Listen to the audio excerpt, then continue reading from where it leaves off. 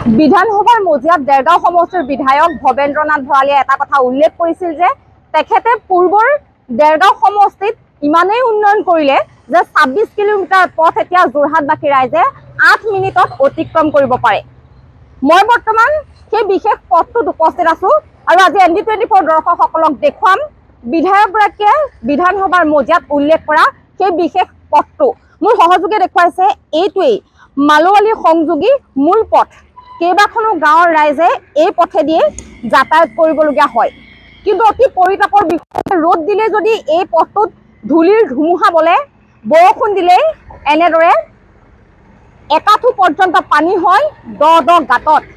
আৰু বিধায়ক ভৱেন্দ্ৰনাথ ভৰালীয়ে সদম্ভে বিধানসভাৰ মজিয়াত ঘোষণা কৰিছিল যে এই ২৬ কিলোমিটাৰ পথটো এতিয়া যোৰহাটবাসীৰ ৰাইজে ৮ মিনিটত অতিক্ৰম কৰিব পাৰে। পূৰ্বে এইটো দেৰগাঁও বিধানসভা সমষ্টিৰ অন্তৰ্ভুক্ত আছিল আৰু সমষ্টি পুনৰ নিৰ্ধাৰণ কৰাৰ পাছতেই এই অঞ্চলটো অন্তৰ্ভুক্ত হ'ল টিয়ক বিধানসভা সমষ্টিত। বৰ্তমান সময়ত বাৰিষাৰ বতৰ আৰু এনেদৰে প্ৰতিটো স্থানত আচলতে যিসমূহ দ গাঁত আছিল প্ৰতিটো স্থানত এনেদৰে একাঠু পৰ্যন্ত পানী হৈছে। স্থানীয় একাংশ ৰাইজ আছে, মন্তব্য ল'বলৈ চেষ্টা কৰিম। মই প্ৰথমে আহি যেতিয়া লগত কথা পাতিছিলোঁ তেওঁলোকে উল্লেখ কৰিছে যে এই পথটোত দৈনিক পথ দুৰ্ঘটনা সংঘটিত হয়, বিশেষকৈ বাহনসমূহ যথেষ্ট পৰিমাণৰ ক্ষতিগ্ৰস্ত হৈছে। পথৰ দুৰৱস্থাৰ বাবেই কেইবাজনো লোক আঘাতপ্ৰাপ্ত হ'বলগীয়া হৈছে। স্থানীয় লোক আছে, কিছু মন্তব্য ল'বলৈ চেষ্টা কৰিম। এই পথৰ দুৰৱস্থা আপোনালোকে বাৰম্বাৰ অনুৰোধ জনাইছে বিধায়ক জনপ্ৰতিনিধিক, তৎসত্ত্বেও কিন্তু এই পথটোৰ কোনো ধৰণৰ উন্নয়ন হোৱা নাই। নহয় বাইদেউ, চাওক কথাটো হ'ল কি, এইটো উন্নয়নৰ কাৰণে চৰকাৰেও এইটো অনুদান দিলে, প্ৰায় কামো আৰম্ভ কৰিলে। এই বাইপাছৰ পৰা যিটো 4 লেন আছে, 4 লেনৰ পৰা প্ৰায় কাম আৰম্ভ কৰিলে। কৰাৰ পিছত নলাও খান্দিলে, কালভাৰ্ট বনাই পেলাই ঠিক 400 মিটাৰমান কৰিলে, কৰি পেলাই এৰি থৈ গুচি গ'ল। এতিয়া আমাৰ ইয়াত মানে বহুত হেৰিয়াত ভুগিছোঁ। এইটো ফেব্ৰুৱাৰীতে আৰম্ভ কৰিছে। ফেব্ৰুৱাৰীৰ পৰা মানে আজিলৈকে প্ৰায় 400 মিটাৰমান পকা কৰিলে, নলা খান্দিলে, খান্দি পেলাই তেনেকৈ গছ কাটি পেলাই এৰি থৈ গুচি গ'ল। এইটো চাগে কৃতপক্ষ আৰু বিভাগীয় কৃতপক্ষ চাগে আৰু আমাৰ কণ্ট্ৰেক্টৰৰ মাজত কিবা বুজাবুজি আছে চাগে, সেইকাৰণে বন্ধ কৰি কামটো থৈ দিছে আৰু আমি এতিয়া ৰাইজে তাৰ ভুগিবলগীয়া হৈছে। চাওকচোন বাৰু, এনেকুৱা কৰিব লাগে নেকি বাৰু? মানে টকাও দি থৈছে, 12 কোটি টকা চেংচন হৈছে বুলি আমি গম পাইছোঁ, ইতিমধ্যে কৈছেও। গতিকে অতি সোনকালে আমি চৰকাৰক অনুৰোধ কৰিছোঁ যাতে ৰাস্তাটো সুন্দৰকৈ আমাক ৰাইজক সুবিধা কৰি দিয়ে, আৰু এই আমাৰ ফালৰ পৰা ক'বলগীয়া আছে। হয়, এই পথটো উন্নয়নৰ বাবে পুঁজি আবণ্টন দিয়া হ'ল। জানুৱাৰী ফেব্ৰুৱাৰী মাহতে কাম আৰম্ভও কৰিলে, কিন্তু কাম আৰম্ভহে কৰিলে, তাৰ পাছৰ অৱস্থা এয়া ND24 কেমেৰাত বন্দী। এটা কথা উল্লেখ কৰিছোঁ, বিধায়ক ভৱেন্দ্ৰনাথ ভৰালীয়ে বিধানসভাৰ মজিয়াত সদম্ভে ঘোষণা কৰা 8 মিনিটৰ পথ এইটোৱে আছিল নেকি? সঁচাকৈ আপোনালোকে দেখিছে ৰাস্তা এইটো 8 মিনিটৰ পথ। তেওঁ কেনেকৈ যায় নাজানো, তেওঁ উৰি যায় নে কেনেকৈ কি কৰে নাজানো। কিন্তু এটা বিষয়, আজি অলপ দিনৰ আগতে যেতিয়া আমাৰ মাননীয় মুখ্যমন্ত্ৰী ডক্টৰ হিমন্ত বিশ্ব শৰ্মা যেতিয়া আমাৰ ইয়ালৈ আহিছিলে, এটা পানী প্ৰকল্প কাম চাবলৈ আহিছিলে, তেতিয়া একে ৰাতিৰ ভিতৰতে ইয়াত মানে শিলগুটি পেলাই ৰোলাৰ মাৰি পেলাই ৰাস্তা সমান কৰি দিলে। তেওঁ গুচি গ'ল, আকৌ বৰষুণ হ'ল, আকৌ ৰাস্তা অৱস্থা এইটো। আগৰবাৰ যেতিয়া ইলেকশ্যন হৈছিলে, ইলেকশ্যনৰ আগতে একে ৰাতিৰ ভিতৰত ৰাস্তা বনাই দিছিলে, যিটো আমি নাম দিছিলোঁ মোমাইকটা ঘৰ বুলিয়ে নাম দিছিলোঁ এইটো ৰাস্তাত। কিন্তু সেই ৰাস্তা যেতিয়া একে ৰাতিৰ ভিতৰত বনাই দিয়া ৰাস্তাও ধ্বংস হৈ গুচি গ'ল। ঠিক তেনে কোনোবাই মন্ত্ৰী এজন আহে, অহা আগদিনাখনে ৰাস্তা নিৰ্মাণ কৰি দিব। আৰু বহুত বছৰ ধৰি এই ৰাস্তাটো মানে আমি সমস্যা ভুগি আছোঁ। এইটো পুখুৰী সদৃশ হৈছে, ইয়াত মাছ জীয়াব পৰা অৱস্থা হৈছে। মই ভৱেন ভৰালীদেৱক অনুৰোধ জনাইছোঁ, তেওঁ যদি কেনেবাকৈ সৰু সৰু মাছৰ পোনা পাই আহিব, আমাৰ এই ৰাস্তাটোত মেলি দিবহি তেওঁ মাছৰ পোনাকেইটা, তেওঁ আহি কমচে কম ভাল পাব। আৰু ডক্টৰ হিমন্ত বিশ্ব শৰ্মাক অনুৰোধ জনাইছোঁ যে আপুনি এবাৰ খবৰ নিদিয়াকৈ আমাৰ ছাইডত আহিব, আহি পেলাই ৰাস্তাটো গম পাব তেতিয়া ৰাস্তাৰ কণ্ডিশ্যন কি।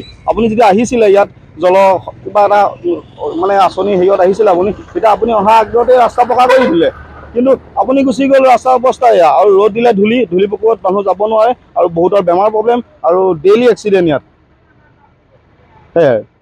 আৰু এটা কথা, এই পথটোৰ দীৰ্ঘদিনৰ এয়া সমস্যা। এগৰাকী ব্যক্তিয়ে উল্লেখ কৰিছে যে জানুৱাৰী ফেব্ৰুৱাৰীত কাম আৰম্ভ হৈছিল, তাৰ পাছৰ পৰা এনেদৰে পৰি ৰ'ল। মানে কি হ'ল, যিজন ইঞ্জিনিয়াৰ আছে আৰু আমাৰ মন্ত্ৰী মহোদয় যিজন আছে, যিজন আমাৰ লোকেল মন্ত্ৰী মহোদয়, তেওঁলোকৰ মানে মাজত কিবা গোপন মিতিয়ালি হ'ব পাৰে। সেইকাৰণেতো আজিলৈকে ইমান 12 কোটি টকা অহাৰ পিছতো ৰাস্তাৰ কাম এতিয়ালৈকে আধৰুৱা হৈ আছে। হয়, স্থানীয় মহিলাও আছে, কিছু মন্তব্য ল'বলৈ চেষ্টা কৰিম। এই পথৰ দুৰৱস্থা দীৰ্ঘদিন ধৰি এনেদৰে আপোনালোক অহা যোৱা কৰে? অহা যোৱা কৰি আছোঁ। আৰু আমাৰ এই পানীটোৱে আমাৰ বাটটো মানে হেৰি কৰি দিছে। আমি এতিয়া ঘৰলৈকে বোকা আমাৰ। ঘৰলৈকে ঘৰলৈকে বোকা পানী যোৱা বছৰটো একাঠো পানী হৈছে যোৱা বছৰ বিধায়ক ভৱেন্দ্ৰনাথ ভঁৰালীয়ে উন্নয়নৰ কথা কয় কেতিয়াবা বিধায়কগৰাকীৰ ওচৰলৈ গৈছিলে নে আপোনালোক আমি বাৰু বৰ্তমান নাই যোৱা পূৰ্বে আমাৰ গৈছিলে বাৰু মানুহ এই লোৱাবোৰ বিধায়কগৰাকীয়ে চাবলৈ আহে নাই পূৰ্বে যিহেতু আপোনালোকৰ এইটো সময়তে তেওঁটো উন্নয়ন কৰিলো বুলি কৈছে 8 মিনিটত পাইগে বুলি নাই কোৱা একোৱে কোৱা নাই আমি বিধায়কক দেখাই নাই এইটো কথা দি 8 মিনিট আপোনালোক যাবলৈ হলে কিমান দূৰ যাব পাৰিব কিমান দূৰ যাব পাৰিম এইটো কথা দি 8 মিনিট যাবলৈ হলে আপোনালোক কিমান দূৰ যাব পাৰিব 1/2 কিলোমিটাৰ যাব নোৱাৰে 1/2 কিলোমিটাৰ আৰু তেখেতে বিধানসভাৰ মজিয়াটো 26 কিলোমিটাৰ পথ 8 মিনিটত যায় বুলি কৈছে এইটো আচলতে মই তেখেতৰ লগত আগতেও কথা নিজে মই পাতিছোঁ কথা ৰাস্তাটোৰ বিষয়ে তেখেতে কৈছে যে কামটো কৰিবলৈ দি দিয়া হৈছে ঠিকাদাৰহে জানিব এইটো আচলতে ঠিকাদাৰে ইমান হেমাহি কৰিলে কেনেকৈ হ'ব ৰাস্তাটো কাৰণ আমাৰ এতিয়া গাঁৱৰ সৰু ল'ৰা ছোৱালীৰ পৰা আদি কৰি আপোনাৰ পাৰ হৈ যাবলৈ হ'লে কোচত লৈ যাব লাগিব এইহেন এটা ৰাজপথত আপোনাৰ ল'ৰা ছোৱালী কোচত লৈ যোৱাটো সম্ভৱ জানো স্কুল আপোনালোকে বহু প্ৰতিবাদ কৰাৰ অন্ততহে এই পথটো লাভ কৰিছে সেইটো সঁচা কথা এতিয়া তেখেতে এনেকৈ যদি আমাৰ ৰাস্তাটো কৰি নিদিয়ে ৰাইজৰতো বহুত অসুবিধা হৈছে গতিকে এতিয়া এই অঞ্চলৰ যিখিনি বিশেষকৈ পানী যাবলৈ এতিয়া লুৰ এটা নাই ড্ৰেইন এটা নাই ক'তো আমাৰ ঘৰত এতিয়া যাওক আপুনি এই খুৰীহঁতৰ ঘৰত এতিয়া আপুনি নাও চলাব পাৰিব আঁঠু বান্ধি গতিকে এইখিনি আমি নিজেও জনাইছোঁ তেখেতে যাতে কামটো অতি সোনকালে আগবঢ়াই দিয়ে এইটো আমাৰ ৰাইজৰ অনুৰোধ কিমান বছৰ ধৰি এগৰাকী বৰ্তা কিমান বছৰ ধৰি এই পথটোৰ এনেধৰণে জৰাজীৰ্ণ অৱস্থা এইটো আজি 15 বছৰ আগৰ পৰা চলি আছে 15 বছৰ এনেদৰে আছে বিধায়ক আহিলে মানে অকণমান শিলগুটি কেইটামান তেতিয়া তেওঁ নিজে যাব পৰা সুবিধাটো কৰে আৰু পাছত আৰু সেইটো আৰু গেলি যায় ৰাইজৰ সমস্যালৈ পিঠি দিয়ে বিধায়ক পিঠি দিয়ে আমাৰ ল'ৰা ছোৱালী ঘৰৰ পৰা ওলোৱা সময় ৰাস্তাত যোৱা অহা সমস্যাত আমি ভুক্তভোগী এতিয়া হয় এনেদৰে এতিয়া এই জৰাজীৰ্ণ পথৰ ফলত ছাত্ৰ ছাত্ৰীসকল বিদ্যালয়লৈ অহা যোৱা কৰিব নোৱাৰে এনেদৰে এইটো পথ যিহেতু মূল পথ কেইবাখনো গাঁৱৰ মূল সংযোগী পথ এইটোৱেই আৰু এই পথৰ এতিয়া জৰাজীৰ্ণ অৱস্থাৰ ফলতেই পথ দুৰ্ঘটনাত পতিত হ'ব লগা হৈছে বহু বাহন ক্ষতিগ্ৰস্ত হৈছে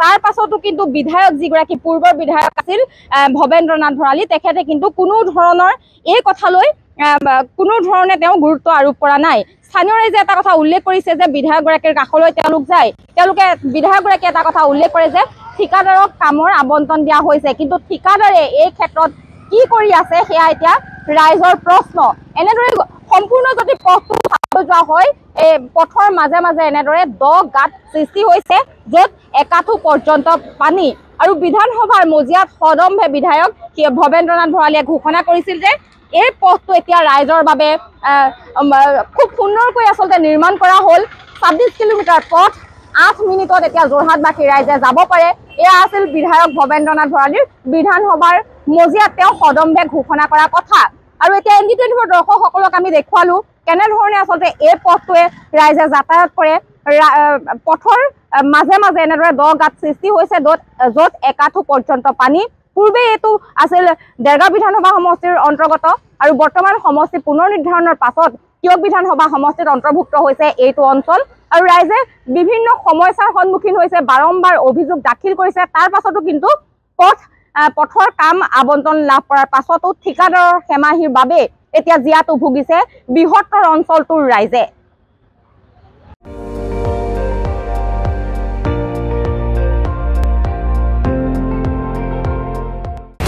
আপুনি চাই আছে ND24 সৰ্বশ্ৰেষ্ঠ নহয় সৰ্বোত্তমৰ দৌৰা